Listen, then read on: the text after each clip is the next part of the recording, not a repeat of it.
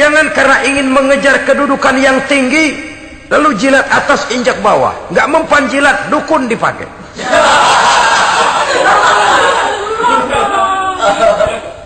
Itu kan sudah membuat kita lalai. Nanti kalau berhasil, wah dukun kita paten. Tapi kalau gagal, dukun sialan kagak mantu. Hilanglah Allah dalam kehidupan kita. Makin materialis, dan perlombaan ini membawa kita kepada kecelakaan. Kala, sekali-kali jangan begitu. Nyatanya kan ada orang nyari duit, setelah duitnya banyak dibudakin oleh duit. Dia sendiri tidak bisa merasakan kesenangan daripada duitnya, konon lagi orang lain. Mau ke pasar ngitung 16 kali. Naik bajai 1000. 1000 itu kalau ratusan semua 1000 lembar. Hitung-hitung, mendingan jalan kaki. Jalan kaki, tengah hari bolong, panas, kan dibudakkan oleh uang. Cari karier, kejar pangkat, kejar kedudukan. Setelah ditemukan itu, jadikan dia sebagai alat, jangan dijadikan tujuan. Pangkat kau milikku, karena kau milikku kau harus jadi budakku, jangan aku yang jadi budak kau pangkat. Satu saat dia harus lepas dari kita, jiwa ini lapang. Kenapa? Dahulu pun ketika lahir ke dunia tidak ada pangkat yang kita sandang. Dahulu pun ketika lahir ke dunia tidak ada harta yang kita bawa. Jadi harta itu, pangkat itu, kedudukan itu ada dalam hati, tapi tidak berurat dan berakar. Kalau dia berurat dan berakar dalam hati, berat misah sama harta itu. Berat. Sekedar ngasih fakir miskin cepet juga berhitungnya 17 lembar.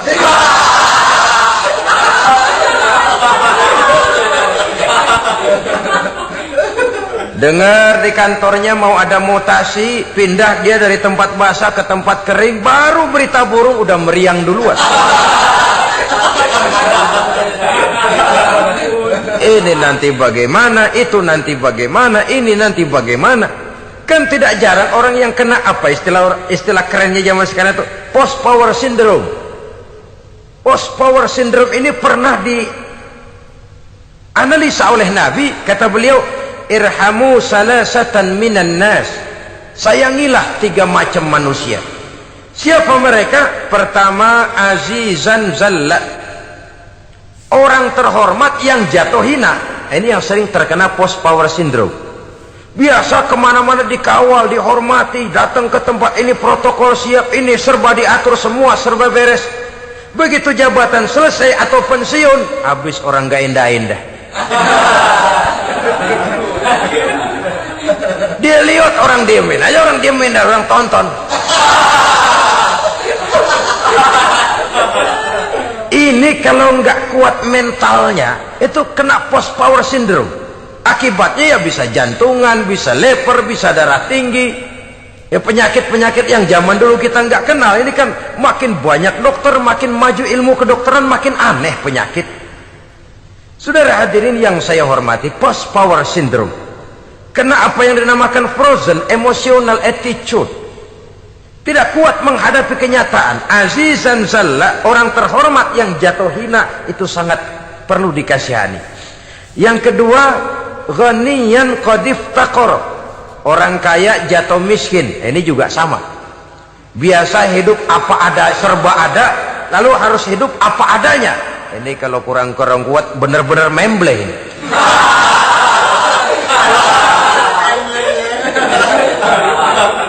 Kalau tidak kuat mentalnya, biasa hidup serba enak, serba nikmat, cuma kerjanya neken cek, main apa itu kredit card, macam-macam fasilitas dipunyai, tahu-tahu jatuh bangkrut, jatuh miskin. Kalau tidak fondasi agamanya kuat, bisa gantung diri, bisa bunuh diri, bisa frustasi, bisa terkena psikosomatik, tekanan jiwa mempengaruhi faktor biologis, timbullah tekanan, terjadilah penyakit aneh-aneh. Al-ghaniyan qad iftaqara, orang kaya jatuh miskin, itu perlu dikasihani. Yang ketiga, wa faqihan yal'abu bihil juhal, ahli fikih tapi dipermainkan oleh orang-orang bodoh. Hanya kebetulan orang bodoh itu punya kekuasaan. Hukum bisa dipesan.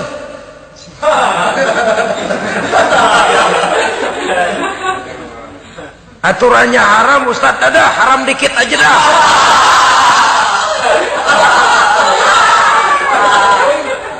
Sibuklah tuan fakih ini, ahli fikih ini mencari dalil kebet sana kebet sini supaya yang tadinya haram benar bisa jadi haram sedikit. Padahal yang minta ini orang bodoh, tidak ngerti agama, cuma karena punya kekuasaan dipermainkan oleh orang yang fakih. Orang yang fakih ini dipermainkan. Kasihan orang yang seperti itu. Wa faqihan yal'abu bihil juhal, ahli fikih tapi dipermainkan oleh orang-orang bodoh. Akibatnya karismanya hilang, wibawanya lenyap. Dia menyangka bahwa dengan mengharam-haram sedikit-sedikit itu dia bisa mendapat keuntungan yang berganda-ganda, padahal akibatnya itu hanya akan membawa kecelakaan saja. Allah peringatkan benar, kala sekali-kali jangan begitu. Cari uang yang banyak silahkan, ngejar kedudukan yang bagus boleh, bikin rumah yang hebat silahkan, ada kendaraan bagus silahkan, tapi jangan sampai kamu terjebak kepada sirkuit celakai, perlombaan yang tidak ada garis finishnya. Sering dicontohkan orang menghayal, melamun, kamu kenapa enggak mau ibadah? Lah bagaimana mau sembahyang, saya di Jakarta masih ngontrak.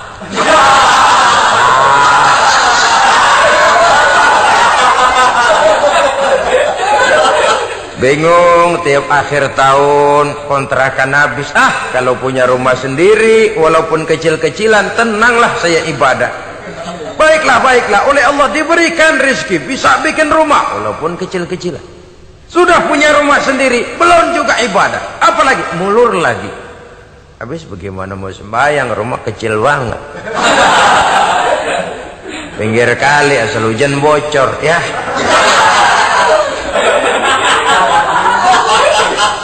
Kalau bisa punya rumah permanen, rajin dah ibadah dah. Iyalah, diberikan rezeki bisa bikin rumah besar, kamarnya banyak, halamannya luas, kendaraan belum ada, perabotan belum lengkap.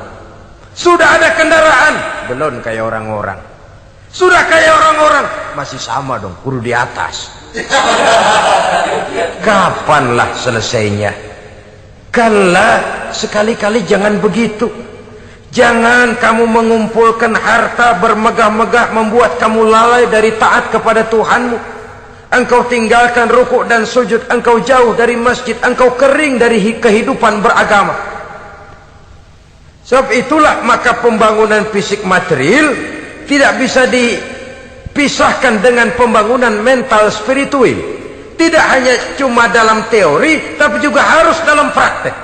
Selalu pembangunan yang hanya mengarah kepada fisik material, jauh dan kering dari agama, hanya akan melahirkan manusia-manusia materialistis yang terjebak di dalam sirkuit celaka, perlombaan yang tidak pernah mengenal garis finish.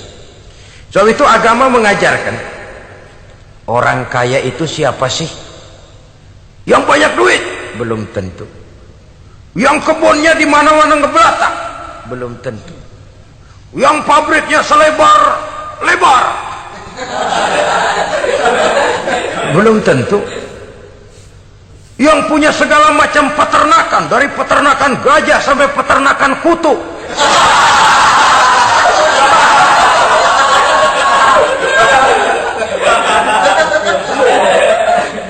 Belum tentu. Agama memberikan tuntunan yang sangat luhur. Orang kaya itu adalah orang yang hidupnya cukup. Orang miskin itu orang yang selalu merasa kurang. Bagaimanapun banyak duit saudara miliki, kalau masih merasa kurang, masih miskin saudara. Saya punya uang 1.000 rupiah, Anda punya uang 1 juta rupiah. Mungkin saya lebih kaya dengan uang yang 1.000 ketimbang Anda 1 juta. Kenapa? Dalam tangan saya uang 1000, besar artinya, sesuai dengan kebutuhan saya. Tapi di tangan Anda uang 1 juta, kebutuhan Anda lebih besar daripada itu lagi. Maka agama mengajarkan sifat qanaah, merasa cukup, dan itulah sumber kekayaan yang hakiki. Orang kaya adalah orang yang hidupnya cukup. Kalla saufa ta'lamun, jangan begitu, nanti kamu akan tahu. Summa kalla saufa ta'lamun, jangan sekali-kali begitu, suatu saat kamu pasti akan tahu. Kalla law ta'lamuna ilmal yaqin, thumma latarawunnaha 'ainal yaqin, thumma latus'alunna yawma idzin 'anin na'im. Nah, kapan perlombaan ini akan menyadarkan orang biasanya? Hatta zurtumul maqabir, sampai kamu dekat ke liang kubur. Itu biasanya kalau istilah orang sekarang baru ngeh. Asal sudah napas sampai tenggorokan disambung dengan selang, sudah Senin Kemis dibantu dengan alat picu jantung, gerak gerak gerak gerak, sudah kayak orang mau gergaji kayu. Dikala itu barulah sadar orang biasanya. Dan kesadaran semacam itu, kesadaran yang terlambat, kesadaran ala Fir'aun. Fir'aun selagi hidup diajak beriman dan nehi aja.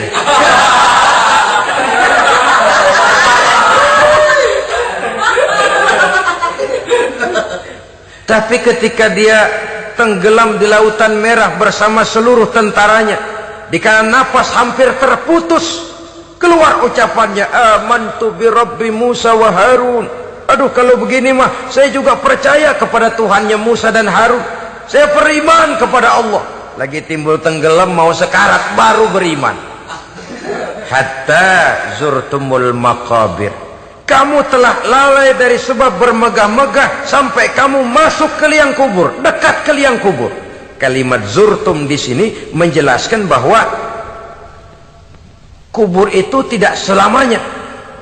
Zurtum itu dari kalimat zaro ya zuru, berziarah. Orang berziarah kan sebentar. Ke kubur itu sama dengan berziarah kita di situ. Sebentar, tidak akan selamanya, tidak akan kekal dalam kubur. Bahwa kubur itu cuma satu halte dari sekian halte yang harus kita jalani. Hatta zurtumul maqabir ay mutum wa dufintum fil kubur, sampai kamu mati dikubumikan dalam kubur, barulah kamu sadar bahwa perlombaan itu hanya sia-sia, bahwa perlombaan itu tidak akan pernah mengenal garis finish, bahwa perlombaan itu akan membuat kamu celaka. Begitulah umumnya kebanyakan orang yang terjebak ke dalam paham materialis, baru menyadari kesalahan langkahnya pada saat napas sudah sampai di tenggorokan. Ternyata uangnya yang miliaran rupiah tidak sanggup menyambung nafasnya. Ternyata kendaraan yang serba mewah berkilat tidak sanggup meneruskan kehidupannya. Ternyata pangkat jabatannya yang tinggi yang membuat dia menyebabkan temannya jadi lawan, lawannya jadi teman, tidak akan sanggup menghentikan sang malaikat maut. Kalau keadaan sudah begitu, baru sadarlah kita terlambat. Karena saat seperti itu akan dihadapi oleh setiap orang. Kala, jangan begitu. Sadarlah kamu bahwa kalau sudah dekat ke liang kubur kamu baru insaf, itu terlambat. Sebelum nafas sampai di tenggorokan, pintu taubat masih selalu terbuka. Tapi manakala nafas sudah sampai di tenggorokan, tertutuplah pintu taubat untuk orang yang bersangkutan. Oleh sebab itu, perlombaan dengan bermegah-megah terhadap materi duniawi, tolok ukur dan pandangan hidup yang terbatas kepada wujud benda semata-mata, memang sering menyebabkan orang lalai, sering menyebabkan orang lupa diri, tidak sadar tentang hakikat yang terpenting dari kehidupan ini, yaitu tentang dari mana dia datang, di mana dia sekarang, dan kemana dia akan pulang. Sungguh, ilmu pengetahuan tidak akan pernah mampu menjawab persoalan ini. Sungguh, filsafat juga tidak berdaya menghadapi pertanyaan seperti ini. Hanya agama yang mampu memberikan kepastian batin tentang hakikat dari mana kita datang, di mana kita sekarang, dan kemana kita akan pulang. Makin kita renungi pertanyaan ini, makin kita menemukan diri sendiri, dan makin kita menemukan mengenal diri sendiri, kita akan semakin mengenal Allah Subhanahu wa ta'ala. Semakin kita mengenal Allah, maka akan semakin terpanggil kita untuk dekat dengannya, mentaati segala perintahnya, dan berupaya menjauhi segala yang dilarangnya. Dengan demikian selamatlah kita dari satu perlombaan yang hanya akan menyeret kita kepada menghalalkan segala cara, jauh dari agama, jauh dari Allah, bahkan jauh dari sesama manusia. Karena umumnya perlombaan seperti ini akan cenderung melahirkan manusia yang egois. Muslimin rahimakumullah. Lebih jauh, mari kita mengikuti peringatan Allah dalam surah Al-Munafiqun ayat 9. Di sini Allah Subhanahu wa ta'ala mengingatkan, A'udzu billahi minasy syaithanir rajim. Ya ayyuhalladzina amanu la tulhikum amwalukum wala auladukum an dzikrillah wa may yaf'al dzalika fa ulaika humul khasirun. Hai orang-orang yang beriman, jangan sampai hartamu dan anak-anakmu melalaikan kamu daripada mengingat Allah. Wa may yaf'al dzalik, barang siapa yang melakukan hal seperti itu, fa ulaika humul khasirun, maka merekalah sesungguhnya orang-orang yang merugi. Rugi dunia, rugi akhirat. Disebutkan di sini dua hal yang sering menyebabkan kita jadi lalai. Amwal dan aulad. Harta dan anak-anak. Materi dan keluarga. Perlombaan di dalam mengumpulkan materi sering menyebabkan kita menjadi lalai. Begitu juga amanah berupa anak ini sering kita lalaikan atau sering membuat juga kita menjadi lalai. Kita lalaikan dalam arti bahwa keduanya, baik harta baik anak, merupakan amanah dari Allah. Setiap orang tua akan dimintakan pertanggungan jawab. Apabila kita lalaikan amanah ini, maka resikonya akan kembali juga kepada kita. Tapi satu hal yang jelas dalam ayat 9 surah Al-Munafiqun ini, bahwa perlombaan memperbanyak harta dan anak-anak yang masuk dalam kelompok at-takatsur itu tadi akan menyebabkan orang khasiru, termasuk ke dalam kelompok orang-orang yang rugi. Perlombaan yang hanya akan membawa kerugian semata-mata. Kemudian di dalam satu hadis Rasulullah sallallahu alaihi wasallam memberikan peringatan. Beliau bersabda, "Iza azzamat ummati dinaran wa dirhaman, nuzi'at minha haibatul Islam, wa iza tasabat ummati saqatat min ainillah." Wa iza turikatil amru bil ma'rufi wan nahyu 'anil munkari hurimat 'alaihim barakatul wahyi. Ada tiga hal yang kalau kita kerjakan akan menimbulkan tiga macam akibat di dalam hadis ini. Pertama, iza azzamat ummati dinaran wa dirhaman. Apabila umatku sudah mengagung-agungkan dinar dan dirham. Artinya kalau umatku sudah jatuh menjadi umat yang materialistis, segalanya diukur dari dinar dan dirham. Dinar dan dirham ini kalau bahasa Inggrisnya dokat.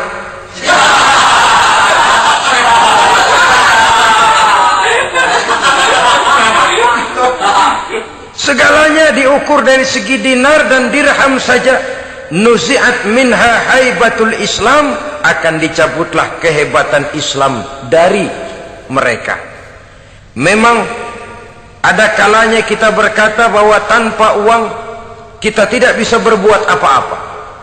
Tapi kalau itu dijadikan landasan dari segala sesuatu, itu yang dijadikan ukuran, itu yang dijadikan tujuan, kita hakikatnya sudah gagal sebelum melangkah. Apapun saja profesi kita, apabila sudah menjadi pendewa dinar dan dirham, akan hilanglah kehebatan Islam, akan dicabut kehebatan Islam itu. Umat Islam bisa dibeli, ulama bisa dikontrak, kiai bisa dicarter. Saudara hadirin ma'asyiral muslimin rahimakumullah, apabila umatku sudah membesar-besarkan dinar dan dirham, bermegah-megah dengan itu, berlomba-lomba memperbanyak itu yang menjadi tujuan dan tolok ukur dari segala kegiatan, nuzi'at minha haibatul Islam, akan dicabutlah kehebatan Islam, hilang itu wibawa. Walaupun dia bernama umat mayoritas dalam jumlah, tetapi dia minoritas dalam peranan, mayoritas dalam bilangan, tapi minoritas dalam percaturan kegiatan hidup ini. Kita ingat di zaman pengembangan Islam di masa Rasulullah sallallahu alaihi wasallam,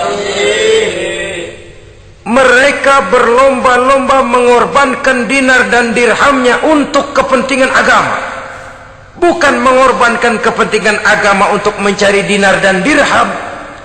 Kita di zaman sekarang sering terjadi penjungkiran nilai, terbalik yang kita amalkan. Nabi Ibrahim mengorbankan putranya Ismail untuk kepentingan agama. Kita sering sekarang ini mengorbankan kepentingan agama untuk anak-anak kita. Dulu anaknya yang dikorbankan buat agama, sekarang agamanya dikorbankan buat anak.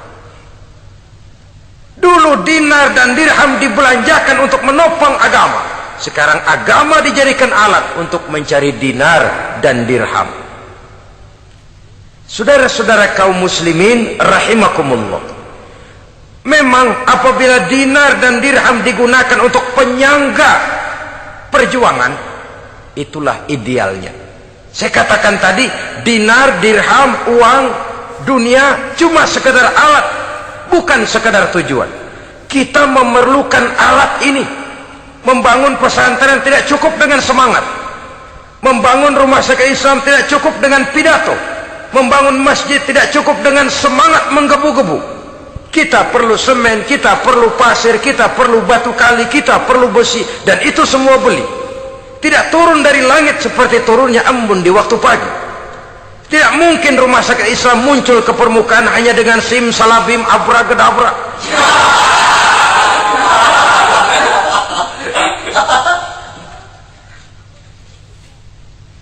Oleh sebab itu, saya bersyukur kecenderungan belakangan ini pengajian-pengajian akbar di berbagai tempat tidak hanya sebagai ajang untuk menanamkan akidah, membina ukhuwah, tapi juga menjadi sarana di mana kita mengumpulkan dana, menghimpun potensi umat, menginventarisir potensi untuk kepentingan pengembangan daripada agama. Meskipun ada satu dua orang yang salah paham tentang ini, sampai kemudian saya mendapat satu merek yang cukup tidak enak untuk didengar, mengkomersilkan pengajian katanya, karena memang ada pengajian yang menggunakan sistem karcis, sebenarnya juga tidak etis. Undangan berikut infak yang seluruh hasilnya digunakan buat kepentingan agama, apakah itu rumah sakit, apakah itu madrasah, apakah itu masjid, dan satu sen pun saya tidak menuntut bagian dari itu. Saya malah berprinsip sepanjang saya masih laku untuk dijual dan itu memang buat kepentingan agama, persilahkan jual saja, asal buat masjid, pesantren, madrasah, rumah sakit Islam, kegiatan syiar dan dakwah, silakan. Tapi kalau sudah dijual buat kepentingan pribadi, memperkaya diri sendiri, tentunya dunia akhirat sulit untuk ridho kepada tingkah laku yang semacam itu. Kita memerlukan dana, umat di daerah membangun memerlukan dana, dan dana itu tidak hanya datang begitu saja. Kita bersyukur bahwa untuk menghadiri pengajian sekarang ini orang mau mengeluarkan uang, mau memberikan infak dengan ikhlas, tidak dengan keterpaksaan. Kenapa tidak? Sehingga ini lalu diinventarisir untuk kepentingan pembangunan agama. Ratusan juta rupiah terkumpul dari pengajian-pengajian rutin ini, pengajian-pengajian akbar ini. Puluhan masjid terbantu, rumah sakit Islam terbantu, musola selesai. Ya walaupun tidak lalu semuanya beres, tapi gemaknya itu sudah cukup menyentuh untuk menyadarkan orang bahwa harta baru kekal kalau dia sudah dibelanjakan di jalan Allah. Nah, yang celaka kalau dinar dan dirham itu yang dijadikan tujuan. Mengadakan pengajian semata-mata untuk cari uang, uangnya buat kantongnya dewe. Itu yang membuat dicabutnya kehebatan Islam itu. Segalanya diukur dari sudut itu. Sehingga ketika seseorang datang bertanya tentang hal-hal yang berkaitan dengan ini, maka hal semacam ini sesungguhnya satu nikmat yang perlu kita syukuri sepanjang menginventarisir potensi umat benar-benar digunakan buat kepentingan daripada agama kita. Jadi peringatan tegas dari Nabi ini, iza azamat ummati dinaron wa dirhaman nuzi'at minha haibatul Islam. Apabila umatku sudah mengagung-agungkan dinar dan dirham, maka akan dicabutlah kehebatan Islam dari tengah-tengah mereka. Remeh saja orang memandang kita, enteng saja orang memandang kita. Satu. Yang kedua, patuhlah mereka dalam pandangan Allah. Kalau sesama umat ini sudah saling menjelekkan, apakah yang menjelekkan itu lebih bagus dari yang dijelekkan di hadapan Allah? Dua-duanya sama rendahnya. Pribadi saya mungkin puas kalau saya bisa menghantam saudara di depan umum, menjelek-jelekkan nama saudara. Tapi lebih baikkah saya dalam pandangan Allah? Sama rendahnya dengan orang yang saya jelekkan. Itu pun kalau yang dijelekkan benar-benar jelek. Kalau cuma sekedar fitnah, wah lebih celaka lagi nasib si orang itu tadi. Ini artinya menyadarkan kita bahwa umat ini sudah diikat dengan akidah. Beraneka ragam kita, tapi harus ada kebersamaan. Berbeda kita, tapi harus satu. Sebagai satu ummatan wahidah, satu umat yang satu. Oleh sebab itu, persamaannya lah yang harus kita angkat ke permukaan, bukan perbedaannya yang kita perbesar. Sudah datang waktunya umat Islam bangun dari tidurnya, jangan lagi dibuai oleh irama mayoritas. Sudah lewat masanya kita bertengkar karena persoalan-persoalan kecil yang tidak prinsip. Sudah datang waktunya umat Islam bersatu, menyusun saf yang lebih lurus, oleh karena ia dihadapkan kepada tantangan-tantangan yang tidak semakin ringan. Kalau kita bertengkar dengan kita, kalau kita saling mencaci sesama kita, bukankah Yahudi tepuk tangan? Bukankah Nasrani menari-nari? Bukankah pihak ketiga akan menangguk di air keruh? Dan kerugian akan terpulang kepada kita semua. Tapi inilah realita, bahwa yang kita hadapi ini sesungguhnya musuh kita di luar kita, bukan di dalam kita.